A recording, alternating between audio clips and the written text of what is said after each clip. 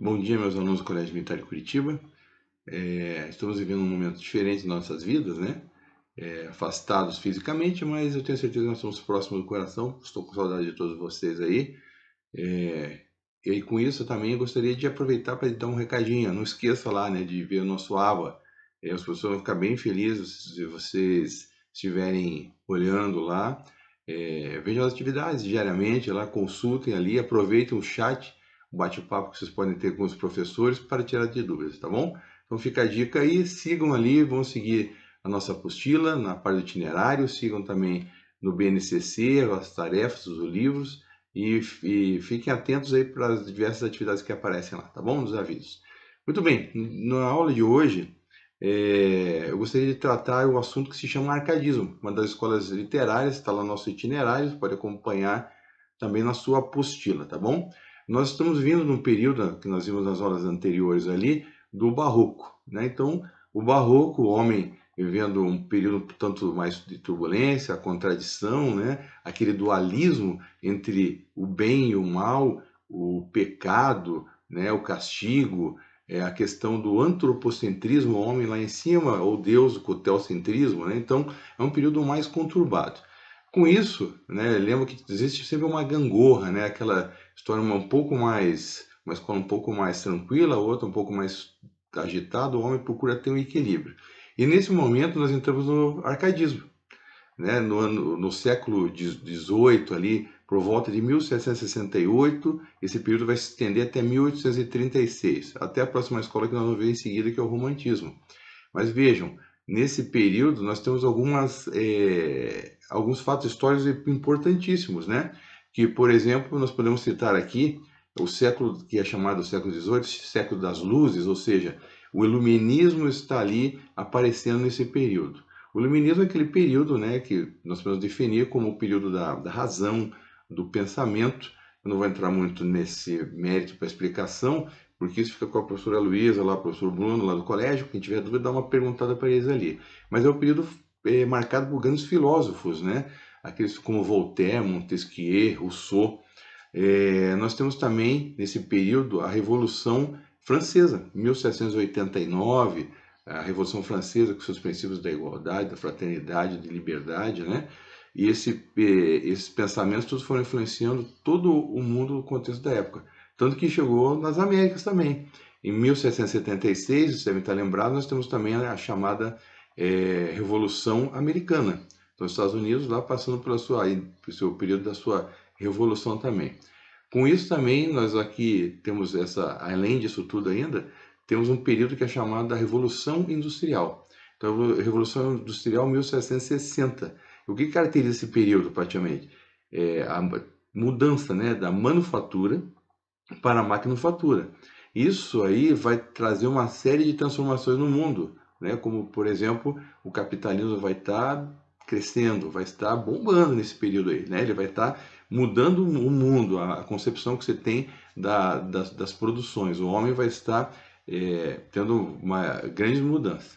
É isso que eu estou falando fora do Brasil, né? Porque no Brasil também, logicamente, não podemos deixar de lembrar. No Brasil, nós vamos ter aqui um reflexo disso com a conjuração mineira, ou também chamado de Inconfidência Mineira. Tá? Alguns preferem conjuração do que Inconfidência, né? Mas conhecido como os dois nomes também. Então, no Brasil, existe esse período. Por que eu estou falando isso aí? Porque autores desse período do arcaísmo vão estar basicamente ali em Minas Gerais, né? Então, vejam, qual era o período que se antecedia a isso? Nós trabalhamos na última escola, o Barroco, o ciclo da cana-de-açúcar. Só que, como é um ciclo, né, ele teve o seu início, ele foi sendo extinto agora nesse período aqui. Então, aquilo que o português queria, né, que era no início, quando ele chegou no Brasil, no descobrimento do Brasil, que ele queria metais preciosos, ele 2 séculos depois apenas que ele vai começar a conseguir tirar, extrair esses metais preciosos, principalmente o ouro. E tira, não é pouco ouro, né, pessoal? Tira muito ouro. É muita coisa que Portugal extrai do Brasil. E nesse período ali, né, ali Minas Gerais, o nome já, né, ter relacionado com isso, a questão das minas, né, Minas Gerais ali, principalmente na cidade chamada Vila Rica, na época que hoje em dia é conhecido como a cidade de Ouro Preto. É aí que nossos autores se concentram. No período barroco, nós estávamos mais relacionados com o Nordeste, com a Bahia, né, por causa do ciclo da cana-de-açúcar. Agora nós entramos no ciclo da mineração ou o ciclo do ouro. Então é esse período, esse contexto que está nos envolvendo aqui também no Brasil. Eu gostaria de fazer, antes de a gente passar para o próximo tópico das características da escola, fazer um interdisciplinar aqui com vocês. Né? Eu falei que nesse período do iluminismo, ali, né, nós estamos trabalhando esse período ali, nós temos pensamentos como, por exemplo, de Rousseau. Vocês podem até depois ali, quem tiver interessado, né, fala com a professora Carolina Kelm lá. Veja bem, período de Rousseau, mito ali do bom selvagem, né? Ele tem sua origem ali com Jean-Jacques Rousseau. Ele tem a tese que o ser humano era puro, né, inocente no seu estado natural. Mas a sociedade é responsável por incutir nele valores e hábitos que o conduzem a um conflito e a problemas. Então, na visão de Rousseau, era isso aí. Só para fazer um disciplinar, aproveitar que nós estamos trabalhando em língua portuguesa, a questão da filosofia e da história que nós fizemos aqui a nossa contextualização. Beleza? Seguindo, então, nesse período ali no Brasil, né, eu falei para vocês que tinha o ciclo do ouro, Inconfidência Mineira, a Conjuração Mineira, e também aqui no Brasil teve um período que foi marcado pela expulsão dos jesuítas. Então, lá em Portugal, o Marquês de Pombal assume o poder lá em Portugal e também faz essa expulsão dos jesuítas. Eu vou explicar depois, em seguida, qual é a influência que tem isso na questão literária, tá bom? Puxando um ganchinho aqui também, não podemos esquecer que ali em Vila Rica, então começa a Inconfidência Mineira promovida pela burguesia, né? Então, filhos de pessoas da mineração, de pessoas ricas, né? Voltam para o Brasil depois de estudar na Europa e começam com as ideias revolucionárias, né? Começam a arquitetar um plano aqui para liberdade ali no caso de Minas Gerais. Por que isso? Porque existia uma exploração muito grande. Eu falei, os portugueses faziam aquela exploração. A questão devem estar lembrado ali que eles tinham, né, do pagamento do quinto, era 20% do que eles arrecadavam, e da derrama, que foi o ato que promovido por Portugal para pagamentos, cobranças mais exageradas ali da porção do ouro que eles recebiam ali, que eles tinham direito, né? Houve esse planejamento. Não teve sucesso aqui no Brasil, fruto da pressão da coroa portuguesa, né? E uma pessoa se destaca bastante nesse período aí, que é Joaquim José da Silva Xavier, mais conhecido como Tiradentes, que ele vem a morrer, né? É decapitado, é levado para a cidade do Rio de Janeiro, depois de ser entregue por Joaquim Silvério dos Reis, né? Ele é levado para a cidade do Rio de Janeiro e ele ali é morto, né? É decapitado e seu corpo espalhado, né? Os demais ali que faziam parte, né? Que nós vamos ver quem são eles aqui, fazem parte do nosso período Arcade, esses não sofrem nenhum prejuízo, né, físico, mas eles estão relacionados também com o nosso período ali. Bom, feito esse gancho, né, voltamos aqui à nossa parte da literatura. Nós temos que estar lembrando ali que nesse período falei para vocês, nós procuramos ter um período de harmonia. Procura-se ter uma condição ali. Como vêm as ideias iluministas, vejam, racionalidade é uma das características importantes desse período Arcade. Então, a racionalidade nesse período ela vai fazer parte dos autores do arcadismo. A outra coisa, com o nome Arcade, né? Arcade é uma região lá da Grécia, e por isso que é também chamada de um período também de neoclassicismo. Eles vão procurar uma vida mais tranquila, né? Vão procurar sair da cidade, a fuga da cidade, né? Vou sair da cidade, vou para uma vida mais tranquila, uma vida mais sossegada ali. Com isso, você vai procurar o quê? A natureza, né? Você sai da cidade, vai em busca da natureza. Com a busca da natureza, vejam, lá em Minas Gerais, o cara sobe naquele morro, olha lá as cidades bonitas ali em volta, né? Tá o rio, as ovelhas pastando, né? Em busca do pastoralismo. Então, veja, natureza, pastoralismo e bucolismo, né? O que faz parte dessa questão bucólica, dessa admiração das coisas da natureza, né? Se eles tinham essa questão de busca do campo, a vida do campo é uma vida mais simples, né? Então, também outra característica que é marcante também é a simplicidade. Então, natureza, racionalismo, simplicidade, bucolismo. E eu falei aqui que como eles estão no período, lembrando o neoclassicismo, a busca por motivos neoclássicos. Com isso, eles vão utilizar nomes de pastores, nós vamos ver aqui em seguida aqui que os autores procuram adquirir nome dos pastores da Grécia, e também eles usam alguns termos latinos, em volta do período greco-romano, neoclássico, tá bom? Beleza? Então vamos passar por algumas definições, alguns nomes ali. Tudo isso você pode acompanhar lá também na nossa aula, que foi postada no AVA, tem lá, né? Você pode ver a nossa aulinha, acompanhar ali, e na sua apostila também, tá? Veja bem, como eles tinham essas questões do neoclássico, eles utilizavam algumas nomenclaturas, algumas frases, e colocavam ali nos seus textos, né? Então, por exemplo, carpe diem. Carpe diem nada mais é que aproveitar o dia. Quem tiver interessado em ver um filme bacana aí, a Sociedade dos Poetas Mortos fala muito sobre isso, né? Carpe diem. Então, aproveita o dia, né? Aquela busca da simplicidade, da natureza. Fugi urbem.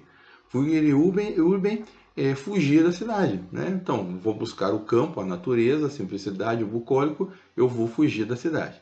O outro termo que eles usam bastante é o locus amenus, ou seja, um local agradável, né? Natureza, local agradável. Outro, inutile truncate. Estão lembrados que no Barroco, nós tínhamos o Rococó, as questões era uma procura, né, por uma coisa mais rebuscada, mais trabalhada. Aqui o autor está dizendo o seguinte: não, inútil é truncado, vamos tirar aquilo que é inútil, né? Vamos ter uma coisa mais simples, vamos ser mais objetivos ali. Não que não tenha subjetividade, mas é menos do que nos outros períodos, tá ok? Aurea mediocritas, né? Aurea mediocritas nada mais é que aquele ideal de existência, ou seja, uma áurea mediana, tá? Isso aí foi muito repercutido lá por Horácio na Grécia, tá bom? Outra situação ali que também então que se deve gravar então, razão mais natureza mais verdade. Eles procuravam ter assim, o verdadeiro é o natural é o racional, né? Então a literatura, na verdade, era consequente esse racional da natureza, né, se manifestando à luz daquele espírito moderno, da encarnação, talvez. Nós não podemos esquecer aqui que tem uma palavra que eles usam bastante também, esse período do Arca, é a mimesis aristotélica, ou seja, a imitação da arte pela vida, da vida pela arte, tá bom? Então só não esquecer também que pode aparecer algum termo desse, algum vestibular, eles podem fazer essa relação com a mimesis aristotélica, já que nós voltamos ao período neoclássico também. Beleza? Outra coisa aí que nós podemos ver também, nesse período que é importante, é a questão do ciclo literário brasileiro, né? Então, até então, nós não tínhamos assim uma sequência, né? Um ciclo formado pelo autor ali, a sua obra e o leitor, esse ciclo, né? Rodando essa obra ali. Agora, nesse período, nós vamos ter isso, é marcante isso. Então você vai ter o autor, ele publica a sua obra, o leitor vai ter a presença do autor e da obra, com ele vai poder compartilhar. Muitos autores e literários dizem que nesse período realmente que é marcante a literatura brasileira, começa como uma verdadeira escola com arcadismo, tá bom? Outra situação que nós podemos ver ali também, então, trabalhamos até agora ali, faltou a última coisa que nós estamos quase encerrando nossa aula, que é a questão dos seus principais nomes e autores ali do período. Nós vamos ver que existem autores ali praticamente divididos em dois gêneros ali, né? Os gêneros líricos e o gênero lírico e o gênero épico. Nós vamos ver que no gênero lírico, o principal autor ali é Cláudio Manuel da Costa, né? Também conhecido como Glaucés Saturno. Veja, aquilo que eu falei lá anteriormente ali, da questão do nome grego. Então ele adota um nome pastoral lá, de um pastor grego. E lógico, eles faziam isso assim, adotavam os autores nessa época, porque participavam da Inconfidência Mineira para não ser reconhecidos. A sua principal obra que ele tem ali, que é talvez a principal, é obras poéticas. Ele tem a Vila Rica com outros poemas, mas principalmente essa questão ali de obras poéticas, que foi a obra que iniciou o período Arca, de 1768, tá bom? Então, Cláudio Manuel da Costa, Glaucés Saturno, não se esqueça. Outro autor que nós podemos trabalhar, que é lírico também, de importância, de relevância na época, é Tomás Antônio Gonzaga, conhecido como Dirceu, também confidente, participa ali. Ele escreve as cartas chilenas, né, que é uma crítica que é ao governador da época. Vejo que existe essa relação da Inconfidência, né? E ele também tem Marília de Dirceu, que ele escreve também esses poemas a Marília, e com o nome que eu já falei para vocês, pastoral, ali do pastor grego Dirceu da Grécia, tá bom? Então esses são alguns que nós podemos, dois autores principais. Lógico que tem alguns outros, mas esses são os dois principais. Na parte épica, né? Vejam, um poema épico aqui no Brasil, essa aí não é aquele poema épico é, tão característico assim, mas tem uma relevância também nesse período ali. Vamos ver quais são os dois. O primeiro é Basílio da Gama, Uruguai, inclusive esse livro aí, né? Ele faz parte da literatura para a prova do vestibular da Universidade Federal do Paraná. Então leia esse livro, né? Um poema épico, fala sobre a guerra. A guerra, lembro que eu falei lá no início de Marquês do Pombal, quando Marquês do Pombal ele assume o governo lá em Portugal, então ele vem com a expulsão dos jesuítas aqui no Brasil, então são aquelas regiões das missões que eram pelos jesuítas, então é travada uma luta entre os índios, ali nas missões jesuítas, contra a tropa luso-espanhola, e o Uruguai retrata justamente isso aí. Não vou entrar em detalhes, que você deve ler lá, aproveita agora esse período e lê, coloque em dia a sua leitura ali para o vestibular da Federal, beleza? A outra obra épica que tem ali também é de Santa Rita Durão, o Caramuru. Caramuru ele naufraga, né? O Diogo Álvares, ele naufraga ali na costa brasileira, ele se encontra com uma tribo indígena, ali ele tem ali uma relevância, né? Ele começa a conviver com os indígenas ali, e o ponto talvez mais interessante talvez dessa obra aí do Caramuru seja ali a escolha que ele tem que fazer entre Paraguaçu e Moema. Ele escolhe Paraguaçu e daí depois é feito o conto ali de Moema, que tenta nadar em sua direção e acaba se afogando. Então, lembrando isso aí, essa obra também foi colocada aí, existe inclusive filme, né? Você pode consultar ali também, verificar para acrescentar ali essa questão de conhecimentos, tá bom? Bom, pessoal, estamos encerrando a nossa aula no dia de hoje. Espero que tenha ajudado. Consulte nosso aba novamente, aqui volto, dá uma olhadinha lá, verifica as dúvidas, vamos tirando a hora que nós estivermos ali no chatzinho, quer mandar um e-mail, manda um e-mail, coloca ali as suas observações, participe nos fóruns e vamos seguindo em frente, tá? Não vamos parar, tá bom, pessoal? Tudo de bom para vocês e vamos seguindo em frente.